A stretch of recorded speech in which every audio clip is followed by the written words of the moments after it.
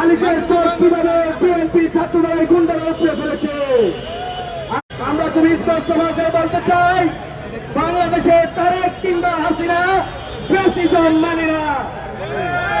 আমরা তারেক কিংবা হাসিনার ফ্যাসিজম বাংলাদেশের মানুষ দেখার জন্য জুলাই অভ্যুত্থানে তাদের রক্ত ছড়ায় নাই। বন্ধুগণ, মানুষের উপর তাদের সন্ত্রাসী কার্যক্রম সম্প্রতি বাহিনী জানিয়ে দিচ্ছে এই সরকারের মেয়াদ আর 1 বছরও টিকবে না। তারেক রহমান স্পষ্ট ভাষায় বলতে চাই, আপনি যাদেরকে আপনার মন্ত্রণালয়ে বসিয়েছেন তাদের বেশিরভাগই বিনয় মনে করি। আপনার এই স্বরাষ্ট্রমন্ত্রী, তাকে আপনারা ওই স্বরাষ্ট্র মন্ত্রণালয় থেকে সরান, অন্যথায় বাংলাদেশের মানুষের নিরাপত্তা নিশ্চিত করুন। ভালো থাকবেন, সুস্থ থাকবেন। আমরা একটু স্লোগান ধরবো একসাথে, তারেক কিংবা হাসিনা, ফ্যাসিজম মানি না, ফ্যাসিজম মানে না, তারেক কিংবা হাসিনা, তারেক কিংবা হাসিনা, ফ্যাসিজম মানি না। ধন্যবাদ। সংগ্রামী বন্ধুগণ, এই পর্যায়ে বক্তব্য নিয়ে আসছেন জাতীয় যুব শক্তির সংগ্রামী সভাপতি অ্যাডভোকেট তারিকুল ইসলাম। প্রিয় উপস্থিতি, আমরা চেয়েছিলাম জুলাই গণঅভ্যুত্থানের পর নির্বাচিত যে সরকার আসবে, সেই সরকার সবসময় তারুণ্যের কণ্ঠকে গুরুত্ব দিবে, তারুণ্যের দাবি দাওয়া মেনে নিয়ে সেই অনুযায়ী তারা দেশ পরিচালনা করবে। কিন্তু এখন আমরা দেখতে পাচ্ছি সরকার কয়েকটা তরুণের কণ্ঠস্বরকে সরকার সহ্য করতে পারছে না। নাসিরউদ্দিন পাটোয়ারী যখন জুলাই পদযাত্রায় গিয়ে সরকারকে নিয়ে সমালোচনা করছে, এই সরকার একজন নাসিরউদ্দিন পাটোয়ারীকে সহ্য করতে পারছে না।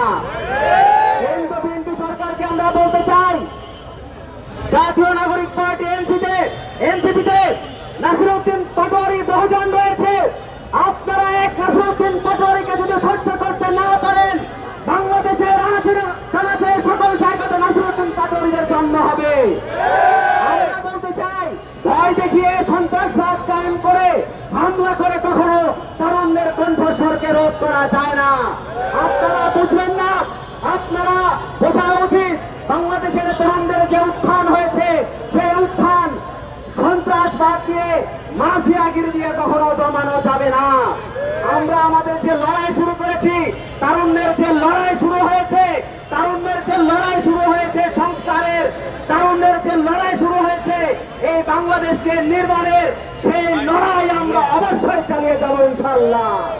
আমরা শেখ হাসিনাকে ভয় পাই নাই, আমরা তারেক রহমানকেও ভয় পাই না, আমরা আওয়ামী লীগকে ভয় পাই নাই, আমরা বিএনপিকেও ভয় পাই না, আঞ্চলিক পরাশক্তিকেও ভয় পাই নাই, আমরা এই সরকারের কোন মাফিয়াকেও ভয় করি না।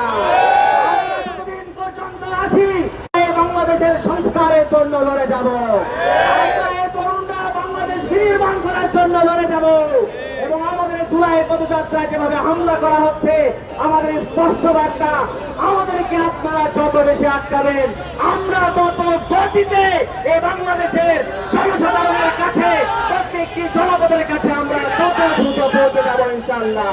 সে পর্যন্ত সবাইকে এনসিপি সরকারকে আহ্বান জানিয়ে আমরা বক্তব্য শেষ করছি। ইনকিলাব, ইনকিলাব। সংগ্রামী বন্ধুগণ, আমরা কথার জবাব কথাতে চাই।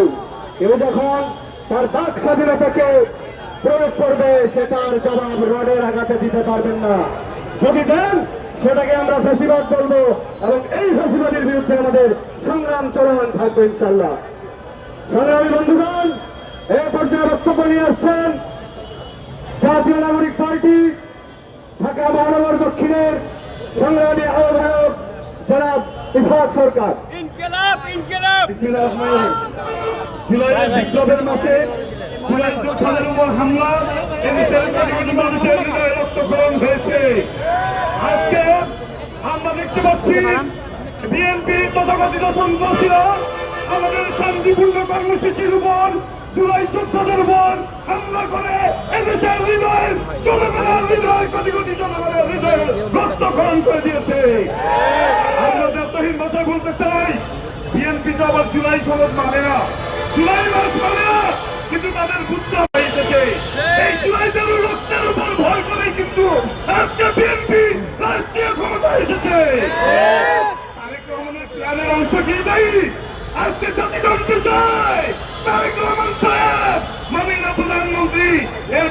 আপনাকে আর মানে নিয়ে বলতে পারবো না।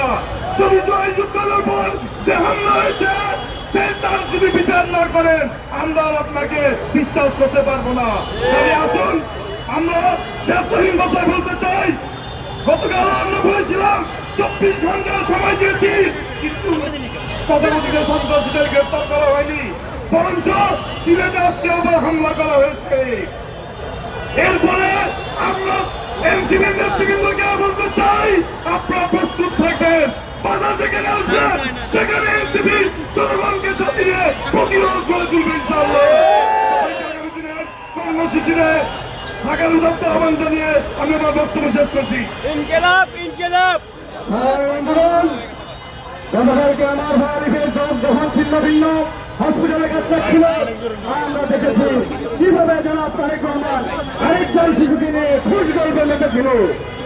বন্ধুগণ, এই পর্যায়ে আপনাদের সামনে বক্তব্য নিয়ে আসছেন জাতীয় নাগরিক পার্টি এনসিপি ঢাকা মহানগর উত্তরের সংগ্রামী আহ্বায়ক আরিফুল ইসলাম আরিফ।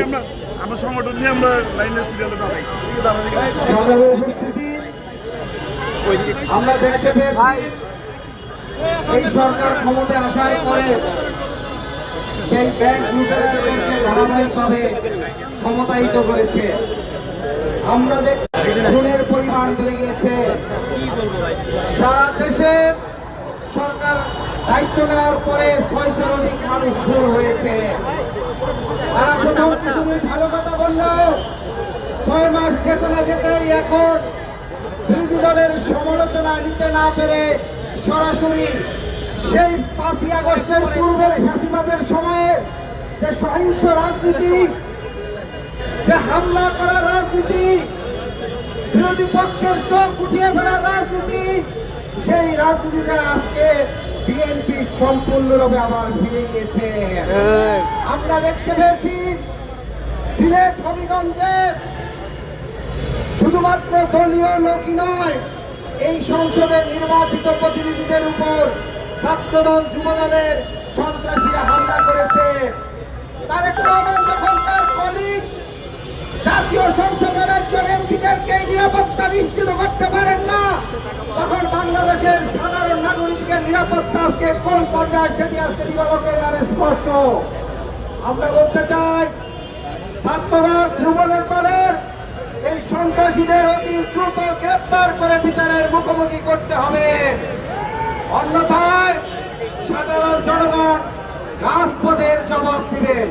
আজকের এই প্রোগ্রামে যারা উপস্থিত হয়েছেন সবাইকে ধন্যবাদ।